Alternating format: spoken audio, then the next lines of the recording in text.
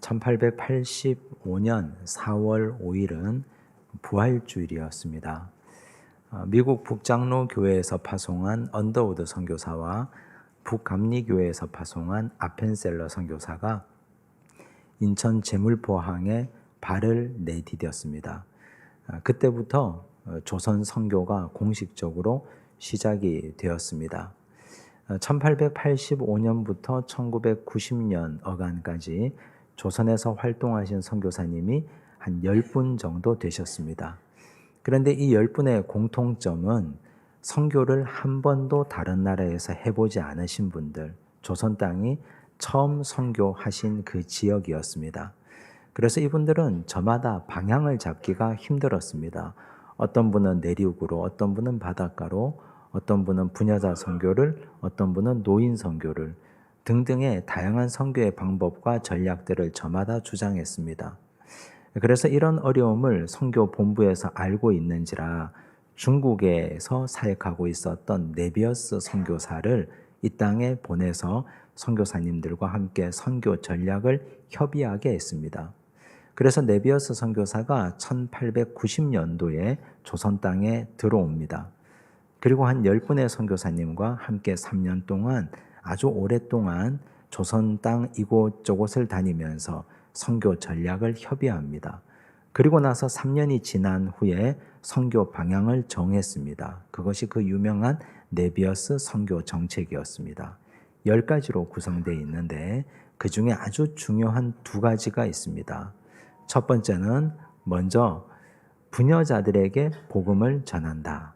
두 번째는 각 지방마다 소학교를 세워서 기독교 교육을 하게끔 한다. 이 2가지가 네비어스 선교 정책의 아주 중요한 뼈대 같은 기준이었습니다. 사실 그런데 이 2가지 정책은 기존의 다른 나라 선교 정책 전략과는 전혀 다른 것이었습니다.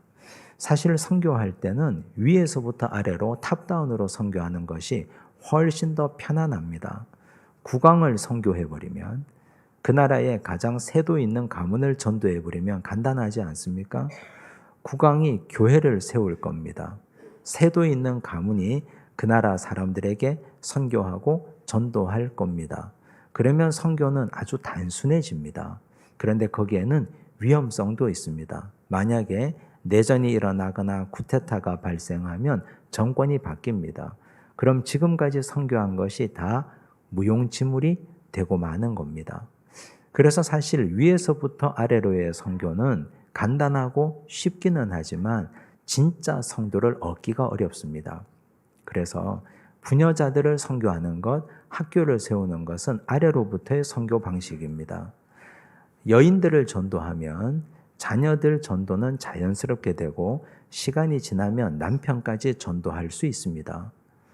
그리고 학생들에게 학교를 세워서 기독교 세계관과 기독교 교육을 하면 30년 뒤, 50년 뒤 세대가 갈수록 열매는 더 단단해지고 더 많아질 겁니다. 그런 전략이었습니다. 사실 이것이 한국교회 선교에 대단히 큰 영향력을 끼쳤습니다. 부녀자들을 선교해서 각 교회마다 여전도회가 세워졌지 않습니까? 여전도회가 한국교회의 한 일이 얼마나 지대합니까? 만약에 한국교회에 여전도회가 없었더라면 교회가 이렇게 유지되기가 어려웠을 겁니다. 또한 대학교부터 시작해서 유치원까지 기독교 기관 학교가 세워졌습니다.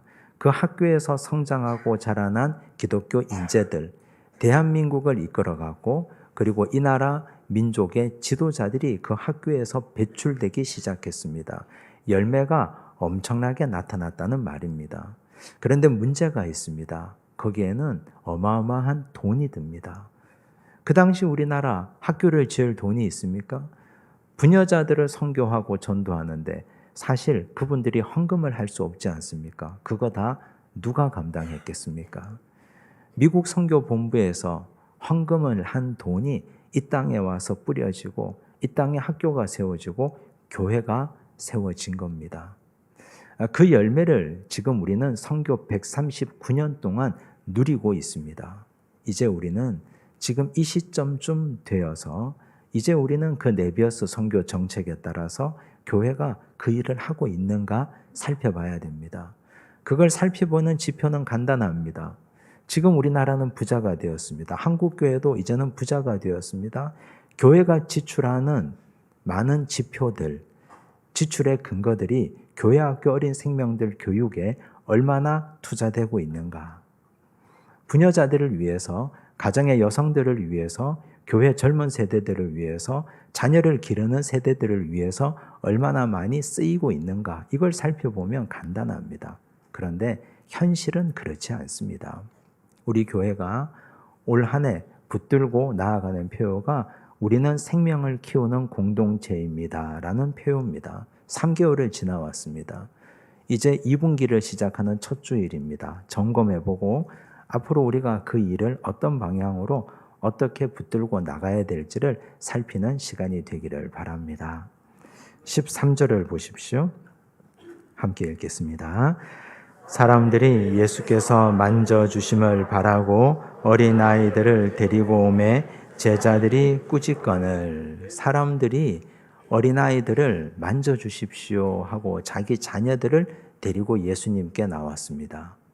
근데 이 사람들이 왜 자기 자녀들을 예수님께서 만져주시기를 바라는 걸까요? 예수님과의 접촉을 원했기 때문입니다. 주님과의 접촉은 예수님과의 관계 맺음입니다. 예수님과 우리 자녀들이 건강한 관계를 맺기를 바라는 마음, 주님과 우리 자녀들이 좋은 경험을 나누기를 원하는 마음으로 부모들이 자녀들을 데리고 나왔습니다. 그건 그 당시 예수님이 행하신 기적과 관련이 있습니다. 예수님께서 나병 환자들을 손대어서 고쳐주지 않았습니까? 사회적 금기 상황이었습니다. 또한 우리 예수님께서 나인성 과부의 병든 아들, 죽은 아들, 관에 손을 대었습니다. 그리고 죽은 자녀를 살려주셨습니다. 죽은 자의 시체를 만지시고 나병 환자를 일으켜 세우시는 것, 그것이 우리 주님께서 하신 일이었습니다. 12해를 혈루증으로 앓고 있었던 여인이 예수님의 옷자락을 만졌습니다. 이제 그 여인이 병 고침을 받았습니다. 그런 경험들을 가지고 보고 들었던 사람들이 우리 자녀들이 제발 예수님과 함께 접촉을 했으면 좋겠다. 주님과 관계를 맺었으면 좋겠다. 이 기대를 가지고 나온 겁니다. 그런데 제자들이 꾸짖었습니다. 심하게 나무랐다는 말입니다. 제자들이 이들을 꾸짖은 이유가 있습니다. 2가지 정도 이유가 있습니다. 첫 번째는 그 당시 어린아이들이 사람 취급받지 못했습니다. 사회적 분위기가 그랬습니다. 사람의 숫자를 셀 때 노인과 여성과 어린아이들은 숫자에 포함되지 않았습니다. 건강한 남자들만 숫자에 포함이 됩니다. 그런데 숫자에 포함되지도 않은 사람 같지도 않은 어린아이들을 데리고 나오니 제자들이 막은 겁니다. 2번째 이유는 예수님이 하시는 일이 많아서 피곤했기 때문입니다. 설교하시고 병 고치시고 주께서 다니시는 일이 많은데 이 성가신 어린아이들까지 예수님께서 만져주심을 바라고 나오는 것 제자들이 바라지 않았습니다. 그것 때문에 꾸짖고 막아 세운 겁니다. 그런데 제자들이 이렇게 한 건 엄청난 큰 파장을 가지고 오는 일입니다. 한번 생각해 보십시오. 어린아이들이 예수님을 경험하는 것, 이건 그 아이 하나로 끝나지 않습니다. 그 당시 예수님 인기가 하늘을 치솟고 있고 찌르고 있는데 그 아이들이 예수님을 만나고 경험하고 예수님과 접촉하고 집에 돌아가면 친구들에게 자랑하지 않겠습니까? 내가 예수님을 만났다고. 예수님께서 내 몸에 손을 대어 주셨다고. 아이가 성장하고 자라면서 이제 친구들을 만나고 시집 장가가고 그러면 그 남편에게 그 아내에게 자기 자녀에게 마치 무용담처럼 내가 그 옛날 예수님이 내 머리에 안수해 주셨다고. 우리 주님이 나를 만져주셨다고. 그렇게 자랑하지 않겠습니까? 그런데 그 경험의 원천을 잘라버린 겁니다. 여러분, 신앙생활이라고 하는 것은 성장이 꼭 필요한데 신앙의 성장은 다양한 형태가 어우러져야 됩니다. 그 중에 가장 중요한 것 2가지를 꼽으라면 첫째는 배움이요, 2번째는 경험입니다. 예를 한번 들어보겠습니다. 우리가 성경을 통해서 혹은 설교를 통해서 하나님은 우리의 기도를 들어주시는 분이다. 이걸 배웠다고 합시다. 성경 도처에 설교를 통해서도 하나님은 우리의 기도를 들어주신다고 배우지 않습니까? 그런데 진짜 하나님이 내 기도를 들어주시는지 듣지 않는지는 경험해 봐야 알 수 있습니다. 경험해야 믿음이 성장합니다. 그러면 기도를 해봐야 됩니다. 기도 제목을 가지고 하나님 앞에 나와서 엎드리고 기도해 봐야 됩니다. 기도 제목을 아뢰고 부르짖고 기도해 봐야 됩니다. 그러면 다양한 방식으로, 다양한 형태로 하나님께서 내 기도를 듣는지 듣지 않는지를 우리는 경험할 수 있습니다. 그렇게 우리의 믿음이 성장하고 자라나는 겁니다. 배우고 경험하고. 그런데 이 아이들이 예수님 앞에 나올 때 부모에게 들은 말이 있을 겁니다. 아무개야, 예수님 앞에 나오면 우리 예수님께서 너를 사랑하시고 안아주실 거야. 나병 환자도 만져주시고 죽은 자도 일으켜주신 예수님이 이렇게 귀여운 너를 예수님이 안아주시지 않겠니? 이렇게 배우고 예수님 앞에 나왔습니다. 그러면 이제 예수님 앞에 나왔으니 경험해야 될 차례 아닙니까? 그 경험을 제자들이 가로막아 버린 겁니다. 이게 얼마나 무서운 죄인지 모릅니다. 예수님을 경험하는 걸 원천적으로 차단한 죄. 이건 심각한 문제입니다.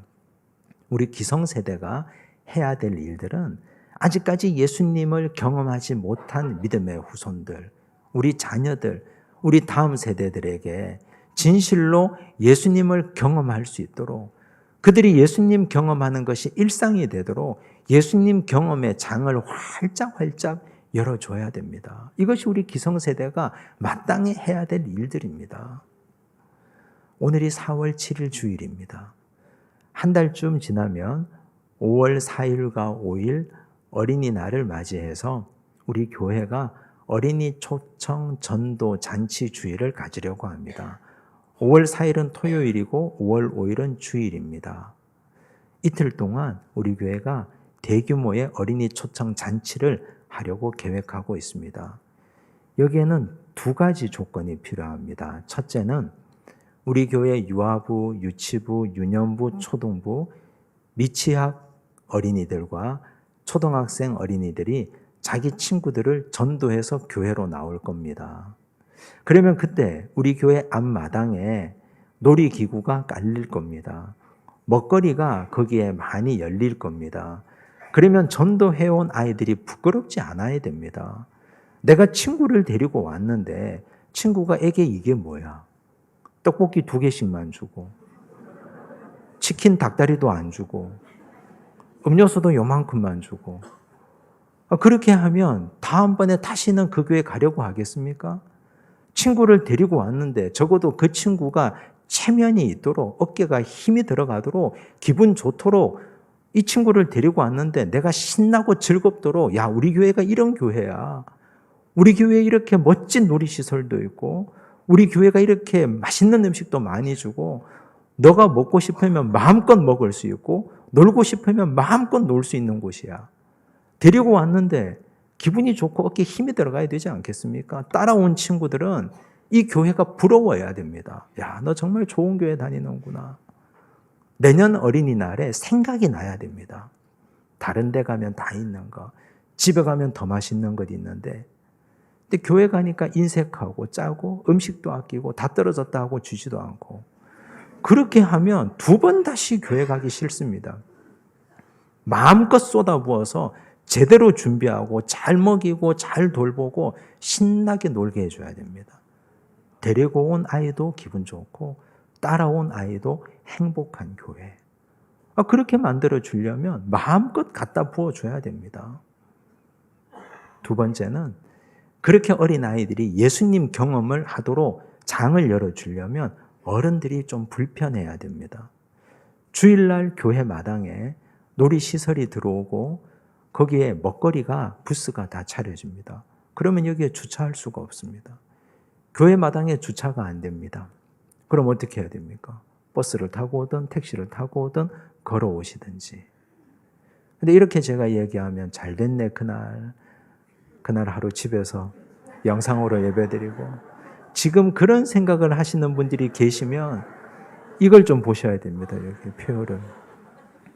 우리 교회 표가 우리는 생명을 키우는 공동체입니다. 우리라고 했습니다. 너는 생명을 키우는 사람이다가 아니고 우리는 생명을 키우는 공동체라고 했습니다. 우리입니다.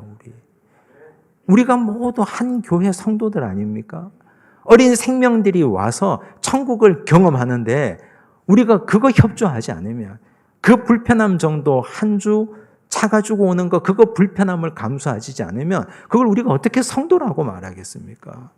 어떻게 우리가 한 교회 식구라고 말할 수 있겠습니까?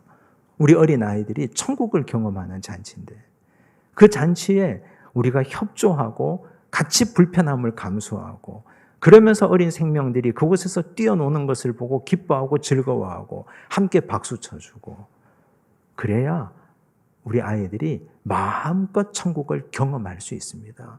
그게 협조하지 않으면 그게 우리가 한 마음이 되지 않으면 어린아이들이 예수님께 나오는 것을 꾸짖고 가로막는 제자들과 다를 바 없습니다. 우린 그 일에 하나가 되어서 같은 마음으로 함께 협조하고 달려나가야 됩니다.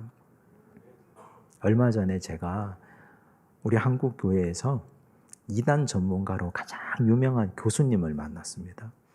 이분이 저에게 이단들의 포교 전략을 말하는데 너무너무 충격받았습니다. 코로나 이전에 이단들은 그들의 포교 전략이 기성교회 성도들이 그들의 타겟이었습니다. 아파트에 벨을 누를 때도 교회 교패가 붙어 있는 사람들, 그런 사람들을 대상으로 이단들이 포교 전략을 구사했습니다. 교회 다니는 사람들을 그들이 데려가는 겁니다. 우린 다 그렇게 알고 있었습니다. 그런데 코로나 이후에 이단들의 포교 전략이 달라집니다. 불신자들, 한 번도 교회 가보지 않은 사람들, 복음이라고는 접해보지 않은 사람들을 전도합니다. 그들이 포교 전략을 완전히 바꾼 겁니다. 그들이 두 가지 투트랙 전략을 구사하는데 첫 번째는 어린 아이들을 데리고 있는 젊은 여성들, 두 번째는 어린이집과 유치원을 세웁니다. 막대한 자금으로 좋은 시설의 어린이집을 세우고 유치원을 세웁니다. 거기서부터 조금씩 우리 어린아이들에게 이단 사상을 가르칩니다. 노래도 이상한 노래를 가르치고 기도도 이상한 기도를 가르치고 그렇게 해서 30년만 지나 보십시오. 끔찍하지 않습니까? 한 세대가 지나면 그 어린 아이들이 청년이 될 때를 생각해 보십시오. 근데 지금 기성교회는 어떻게 합니까? 지금까지 우리 기성교회들은 부모 손잡고 데리고 오는 아이들을 관리하기에도 급급했습니다. 어린이 전도 수십 년 동안 거의 하지 않았습니다. 어린이 전도 안 된다고 생각하고 저출산 핑계 삼아서 안 된다고 생각하고 하지 않았습니다. 그런데 돌아보면 우리 한국교회가 가지고 있는 위대한 신앙 유산이었던 네비어스 선교 정책을 이단들이 가져갔습니다.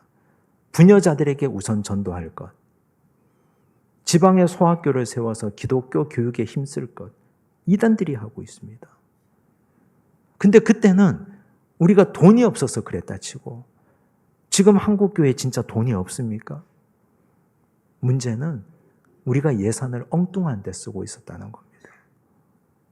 불필요한데, 쓸데없는데, 엉뚱한데 교회 돈을 퍼붓고 쓰고 있고 정말 해야 될 일, 어린아이들이 내게로 오는데 예수님을 경험하는데 진실로 필요한 일에는 우리가 아끼고 또 아끼고 쓰지 않고 별로 필요도 없는 일에는 생각해 보면 그거 안 해도 되고 해도 되는 일에는 그렇게 우리가 생각 없이 돈을 쓰고 살았습니다. 회개해야 될 것 아닙니까? 그러던 사이에 이단들이 우리의 위대한 신앙 유산을 가져가고 말았습니다. 이제 우리가 어떻게 할 겁니까? 지금부터라도 우리가 이게 일회성 행사로 끝나서 안 됩니다. 어린 아이들이 이 땅에 있는 귀한 어린 생명들이 예수님 경험하도록, 예수님을 접촉하고 체험하고 만나도록 힘쓰고 애쓰고 도와주고 그 일에 우리가 좀 불편하면 어떻습니까? 그 일에 우리가 좀 힘들면 어떻습니까? 기쁨으로 그 불편함을 감당하고 맞이해야 될 줄로 믿습니다. 그래야 우리가 미래가 있습니다. 저 이단들의 전략에 넘어가지 않고 하나님의 교회를, 하나님께서 기뻐하시는 교회를 든든하게 반석 위에 세워갈 줄로 믿습니다. 14절 보십시오. 함께 읽습니다. 예수께서 보시고 노하시어 이르시되 어린아이들이 내게 오는 것을 용납하고 금하지 말라. 하나님의 나라가 이런 자의 것이니라. 복음서를 보면 예수님께서 노하셨다는 말씀이 거의 나오지 않습니다. 2번 나옵니다. 예수님께서 성전을 강도의 구렬로 만든 유대인들을 향해서 돈 바꾸는 자들, 장사하는 자들, 비둘기 파는 자들의 상을 둘러엎으셨을 때 그때 예수님이 노하셨습니다. 지금 여기 또 나옵니다. 예수님께서 성전을 장사꾼의 소굴로 만들었을 때 노하셨던 그 분노로 예수님 경험을 가로막는 제자들에게 분노하신 겁니다. 이게 동급입니다. 성전을 강도의 구렬로 만든 것과 어린 아이들이 예수님과 만나는 것을 가로막는 것이 예수님의 분노의 동급이었다는 말입니다. 얼마나 예수님이 분노하셨는지, 얼마나 우리 주님이 제자들을 책망하셨는지 우리가 이걸 보면 충분히 알 수 있습니다. 그리고 예수님께서 하신 말씀입니다. 15절 보십시오. 함께 읽습니다. 내가 진실로 너희에게 이르노니 누구든지 하나님의 나라를 어린아이와 같이 받들지 않는 자는 결단코 그곳에 들어가지 못하리라 하시고, 누구든지 하나님의 나라를 어린아이와 같이 받들지 않으면 천국에 들어갈 수 없다. 결단코라는 말을 사용하셨습니다. 어린아이는 그럼 어떻다는 말입니까? 하나님의 나라를 잘 수용한다는 뜻입니다.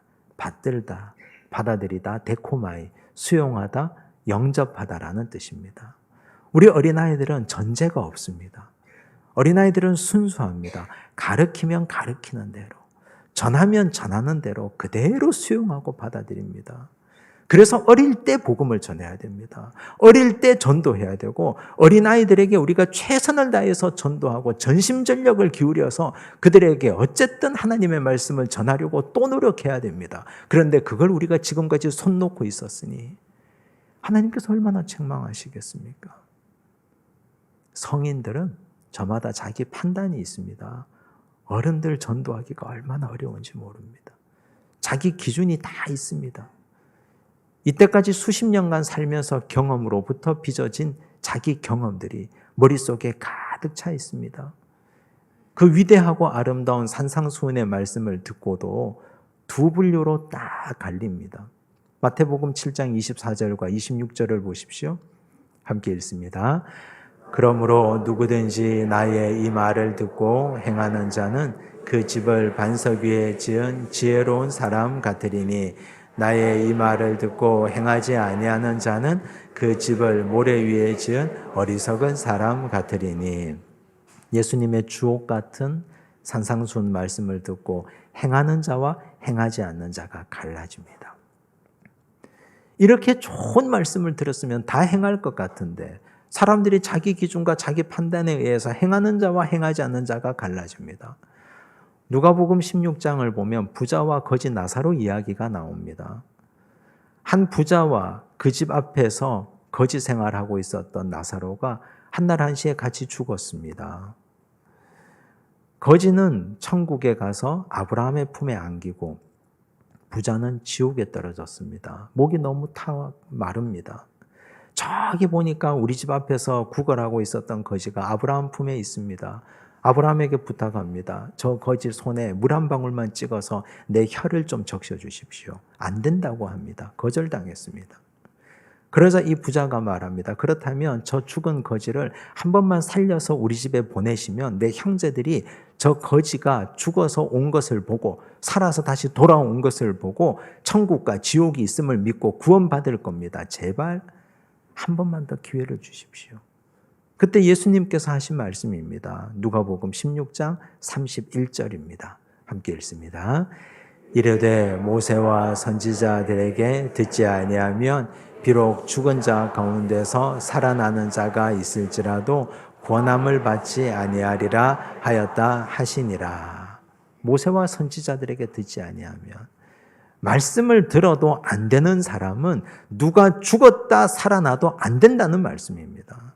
그만큼 나이가 들어서 성인이 되어서는 받아들이기가 무척 어렵습니다. 어린아이 시절에 그들이 예수님을 경험할 수 있도록 그 경험의 접촉면을 많이 마련해주고 넓혀줘야 됩니다. 그게 우리가 해야 될 일입니다. 예수님께서 이 말씀을 하시고 이제 이렇게 행동합니다. 16절 보십시오. 함께 읽습니다. 그 어린아이들을 안고 그들 위에 안수하시고 축복하시니라. 한 사람 한 사람 아이 하나하나를 다 안으시고 안수기도 해주셨습니다. 그리고 축복해 주셨습니다. 우린 이 말씀을 폭이 좁게 해석하면 안 됩니다. 이걸 문자 그대로 해석하면 우리 아이들을 데리고 와서 목사님께 안수기도 받도록 한다. 근데 이걸 조금 더 폭넓게 한번 이해해 보십시다. 우리 청년들이 예수님 품에 안겨서 안수받고 축복받는 것이 뭐겠습니까? 우리 청년들은 활동성이 뛰어난 자들입니다. 비전 트립도 가고 단기 선교도 가고 여름 수련회, 겨울 수련회도 밖으로 나가서 거기서 자연을 보고 세상을 보고 하나님을 경험하고 하나님과 함께 호흡하고 마음껏 기도하고 마음껏 부르짖고 마음껏 찬양하고 전도하면서 그곳에서 예수님을 경험하는 겁니다. 예수님의 숨결을 느끼는 겁니다. 그곳에서 예수님의 살아계심을 느낍니다. 그게 곧 예수님의 품에 안겨서 안수기도 받는 겁니다. 예수님 경험을 많이 하게 해주는 것. 예수님께서 어린아이들을 품에 안고 예수님의 숨결을 그에게 내뿜으시며 예수님의 온기를 그들에게 주셨지 않겠습니까? 우리 청년들이 그렇게 하면서 예수님을 경험하는 것입니다. 중학생, 고등학생들 지난주에 세례와 입교를 통해서 예수님의 숨결을 느꼈습니다. 그들이 여름 수련회를 통해서, 그들이 겨울 수련회를 통해서 예수님을 만나고 기도하면서 예수님의 온기를 느낍니다. 우리 초등학생들 어린이 전도잔치를 통해서 마음껏 먹고 즐기고 행복해하면서 예수님을 경험합니다. 그게 그들이 예수님에게 안수기도 받는 겁니다. 그걸 우리가 열어주는 것입니다. 부모 세대가, 어른들이 교회가 그 일을 위해서 아끼지 않고 쏟아붓고 교회가 그 일을 위해서 헌신하고 투자하는 겁니다. 그래야 30년 뒤가 보장됩니다. 이걸 하루도 그러지 않고 이걸 우리가 1년도 그러지 않고 우리가 함께 하나 되어서 열심히 전심전력해야 됩니다. 우리 어린 생명 한 영혼들이 예수님 앞에 안겨서 안수받을 수 있도록 그들이 예수님의 온기를 경험하고 예수님의 채취를 느끼고 주님의 향기를 경험할 수 있도록 그 길을 활짝 열어주는 교회와 하나님의 백성들, 어른들이 되시기를 간절히 바랍니다. 기도하겠습니다. 하나님 아버지 감사합니다. 주여 오늘 우리에게 깨닫게 하시고 은혜 주셔서 감사합니다. 사람들이 예수께서 만져주심을 바라고 자기 자녀들을 데리고 왔는데 제자들이 꾸짖었습니다.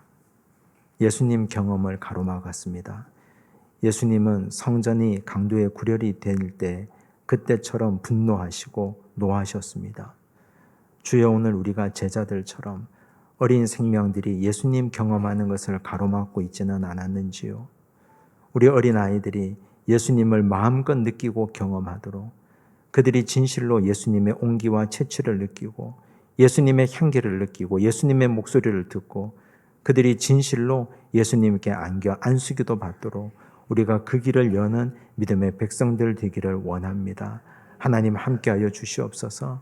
우리는 생명을 키우는 공동체입니다. 함께 키워가기 원합니다. 조금 불편하고 어렵다 할지라도 같은 마음으로 생명을 키워내는데 전심전력하는 성도들, 교회, 어른들 되게 하여 주시옵소서.